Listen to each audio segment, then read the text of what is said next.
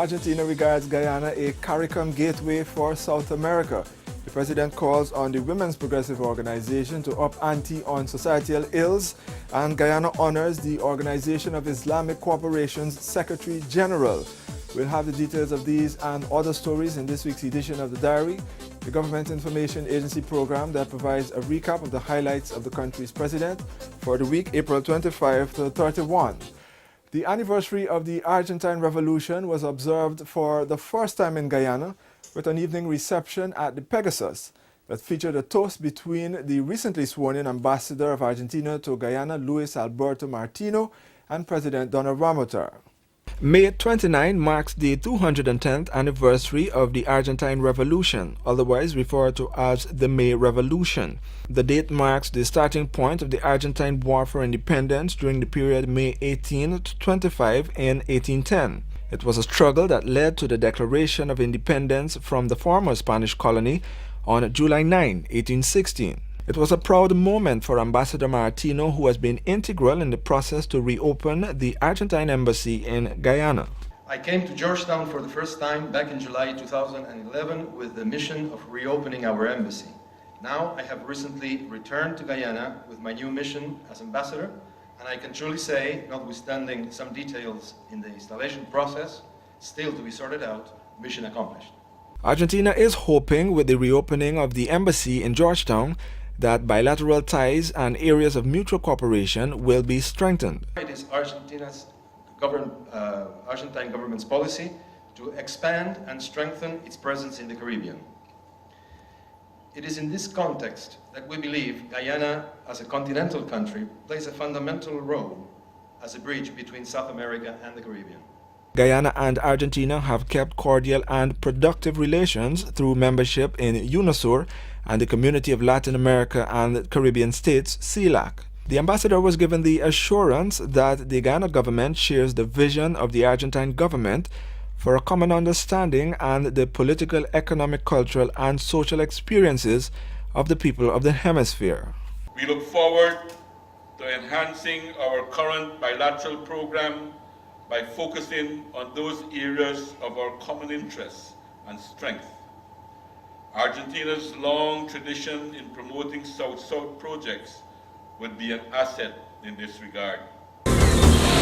Beauty, cultural diversity, and creativity were on display in the National Park on the eve of Guyana's 47th year of independence, taking the form of live musical and dance performances, a little bit of gymnastics, and the military parade. In front of a packed national park and a live TV audience, the head of state, who is also Commander-in-Chief of the Armed Forces, addressed the nation after taking the military salute and inspected the Guard of Honor. 47 years ago, the Union Jack was lowered for the last time, signaling the end of the colonial rule in our country and closing an infamous era in our history. As the British flag was lowered, the golden arrowhead was simultaneously hoisted for the first time over our land, marking the birth of a new nation, a new era for all of us. Guyana's journey to independence and its standing today as a democratic society formed part of the head of state's address. Democracy is indispensable for sustained social and economic development. Without it, we would be unable to achieve the great aspiration captured in the motto of our nation of being one people, one nation, and one destiny. In a country that has over the last 7 years seen sustained economic growth and is investing in the areas that matter most, the president said Guyana has come a far way. The days of dredging water for miles, of keeping children out of school to fetch water is thankfully over and gone forever. Over 90% of our people now have access to clean and reliable water. These are more and better schools for our children to attend, and these investments have yielded dividends. Our education system has been improved at many levels. Thousands of Guyanese men and women have had great joy in owning their own homes. Through our ambitious housing program, we have greatly increased the stock of housing in Guyana and relieved the pressure that the shortage of housing had created within families and within communities. At midnight, the Golden Arrowhead was hoisted in the company of a 21-gun salute, with a display of fireworks following. You're watching The Diary. Thanks for tuning in. More features still ahead. The 2013 national budget grants exemptions from personal income tax to first-time homeowners, whose taxable income goes towards paying interest on mortgage of up to $30 million from a commercial bank or building society. The 2013 budget will bring substantial relief to property owners. Tens of thousands of low and middle income earners with net property value of below $40 million will no longer be subject to property tax. From 2014, the tax-free threshold for property tax on individuals will change from $7.5 million to $40 million. Pensioners are to receive a 25% increase in their pension or $12,500 monthly with effect from May 1. Over 42,500 pensioners are to benefit from this increase. Government will also provide each pensioner with assistance of up to $20,000 per annum to pay GPL for their electricity charges. Guyana's economy grew by 4.8% in 2012, the seventh consecutive year of positive growth. This expansion was due to the macroeconomic policies put in place by government to protect the local economy and ensure a better life for all Guyanese. Economic growth is projected at 5.3% for 2013. The two-day visit of His Excellency Professor Ikmeladin Iksan Olo, the Secretary General of the Organization of Islamic Cooperation, OIC, concluded a two-day visit to Guyana, with President Donald Ramotar presenting him a plaque in recognition of his outstanding and dedicated work during his tenure. Professor Iksan Olo has been the Organization of Islamic Cooperation Secretary General since 2005 and has gained recognition for his contributions to scholarly debates on intercultural dialogue and contributing to the transformation of the 57-member state organization to a more effective body. At various international forums, Professor Iksan Olo has been a leading contributor to rapprochement between cultures, particularly between the Muslim and Western worlds. I have noted that you have taken a positive stand on various international issues such as helping the needy people, poverty eradication, good governance, promoting interfaith dialogue and search for peace. Guyana was first granted observer status within the organization on September 27, 1995 and became a member on October 1, 1998. Guyana and Suriname are the only two CARICOM countries which are members of the Organization of Islamic Cooperation. For me, it's very important to visit, being the first Secretary to visit Guyana after it became a full member in 1998. I had a meeting with His Excellency the President this morning, with the Prime Minister yesterday, and with the Honorable Minister of Foreign Affairs. We had a working session, and I can describe all these meetings as very successful, fruitful and productive meetings. We in the OIC accord great importance to the active participation of Guyana in the membership of OIC and its institutions, and we think that would be beneficial for both sides, for the country here and for the rest of our member countries, because a young nation, aspiring nation, and growing economy, industry, tourism, we think we can contribute to these issues. With freedom of religion enshrined in Guyana's constitution, President Ramotar said tolerance, understanding, peace and harmony are nurtured, and he is hopeful for an end to the ongoing conflict in the Middle East. It is, therefore, my sincere hope that peace will soon come to the people in the Middle East, in particular the Palestinian people and the people of Syria, who deserve the same right as people everywhere to live in dignity, security, freedom and independence. In a show of gratitude, Professor Ixan Olo presented a token of appreciation to the Guyanese head of state.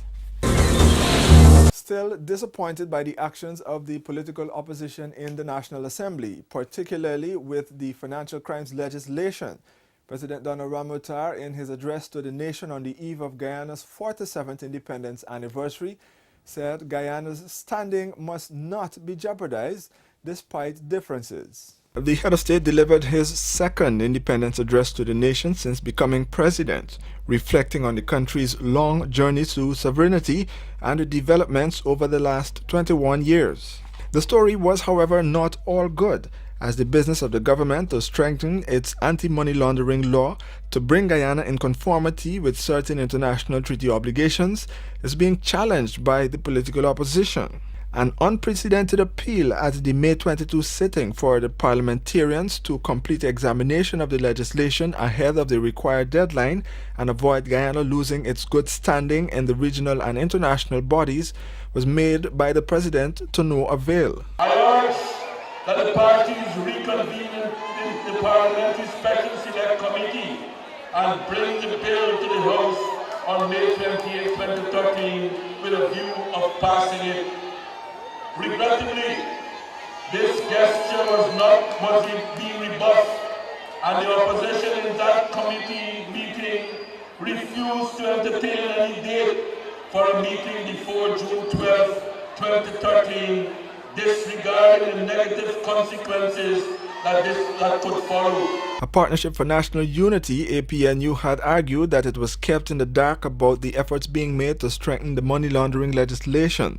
The Alliance for Change, AFC, withheld its support, demanding that the president establishes the Public Procurement Commission and assents to two pieces of opposition legislation. The head of state believes that such positions are unpatriotic. I wish to remind you that even when in opposition, the PPP always put Guyana first, despite the differences it had with the then government. That is why we involve a strategy of critical support to demonstrate our determination never to put our countries in harm's way, even at the most difficult time in the relationship with other political parties. On May 29, the president met with a Partnership for National Unity for talks, as he is still optimistic about the atmosphere of political trust aimed towards nation building. I am ready to engage with all stakeholders in the pursuit of these goals. Tonight, I once again commit the government to working towards a brighter future for our motherland, one in which we can all live in peace, freedom, harmony, and unity, and one in which our children can enjoy the promise of a fulfilling future. Caribbean Action Task Force has given Guyana a 6-month extension to correct its money laundering legislation after Attorney General and Minister of Legal Affairs Anil Nandlal headed a Guyana delegation at a May 27 meeting in Nicaragua. You're watching The Diary, more still ahead. The 2013 budget will bring substantial relief to property owners. Tens of thousands of low and middle income earners with net property value of below $40 million will no longer be subject to property tax. From 2014, the tax-free threshold for property tax on individuals will change from $7.5 million to $40 million. Guyana's economy grew by 4.8% in 2012, the 7th consecutive year of positive growth. This expansion was due to the macroeconomic policies put in place by government to protect the local economy and ensure a better life for all Guyanese. Economic growth is projected at 5.3% for 2013. Pensioners are to receive a 25% increase in their pension, or $12,500 monthly, with effect from May 1. Over 42,500 pensioners are to benefit from this increase. Government will also provide each pensioner with assistance of up to $20,000 per annum to pay GPL for their electricity charges. As the Women's Progressive Organization celebrated its 60th anniversary, reflecting on its role in the struggle for justice and equality, President Donna Ramotar believes that the organization's activism against some of societal ills is much needed. The Women's Progressive Organization, an arm of the ruling PPP, was born out of an era of struggle for justice and equality. At the forefront was former President and former First Lady Janet Jagan, OE, who led several anti-colonial and political campaigns like this protest seen here, with a group of women dressed in flower bags, walking through the streets of Georgetown demanding the right for food and wheaten flour. The WPO has a glorious history that was built on its struggles for independence, democracy, social and economic progress, and equality. Today, you must use the glorious history that you have as an inspiration to have others joining to face the new challenges that we have in our day. The former female president, who earned herself a spot in Times Magazine's Most Rebellious Women, could be an inspiration to those fighting against societal ills like domestic violence, which was the cause of 13 deaths by June of last year. Domestic violence is still a problem, and we have to not only make our voices heard, but we have to take steps to ensure that this is halted. Because most of those who suffer from domestic violence are women. An all-male domestic violence walk through the streets of Georgetown last year had sent a strong message about men taking a stand against violence against women. The other concern is trafficking in persons, which has been a debatable issue but has given Guyana a bad mark in the eyes of the Trafficking in Persons report. We must continue to provide more role models for young girls, continue to fight against trafficking, another factor in our life, national life, that we should eradicate completely in Guyana. With representation in various communities across the country, President Ramotar said the Women's Progressive Organization can support efforts to address community issues like sanitation and infrastructure. A team of acclaimed poets from Guyana, the Caribbean, and the wider world paid a courtesy call on President Ramotar on May 29 after a successful 3-day course on the teaching of Caribbean poetry. The initiative, which has come to Guyana for the first time, is part of the Caribbean Poetry Project that has been ongoing in other Caribbean territories. Among them is Guyanese-born poet John Agard, who was conferred the 2012 Queen's Gold Medal in Poetry. We have a tremendous heritage of poets going back to A.J. Seymour, Martin Carter, and you take a name like Martin Carter, and his name resonates with poetry as word utterance, not only in the sense of uplifting the human soul, but in the sense of motivating consciousness. And this is what the young people need to realize. Other members of the team included Cambridge Professor of Children's Poetry Morgan Stiles, Guyana's Mark McQuart, a professor at the University of the West Indies Cave Hill, Barbados campus, whose collection of poems was the winner at the last Guyana Prize for Literature, and Philip Nanton, a well-known Caribbean poet and short story writer. The team facilitated training of about 55 teachers from secondary schools, the Cyril Potter College of Education, and the University of Guyana. But we came here to motivate teachers, but this isn't the first.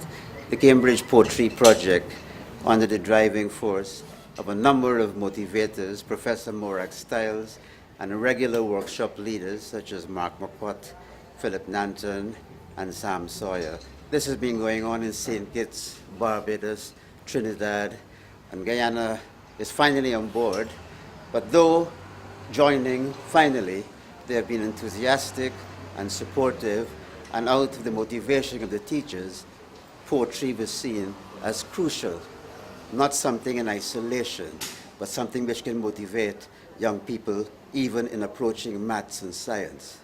Talks with the president also focused on the possibility of a film industry.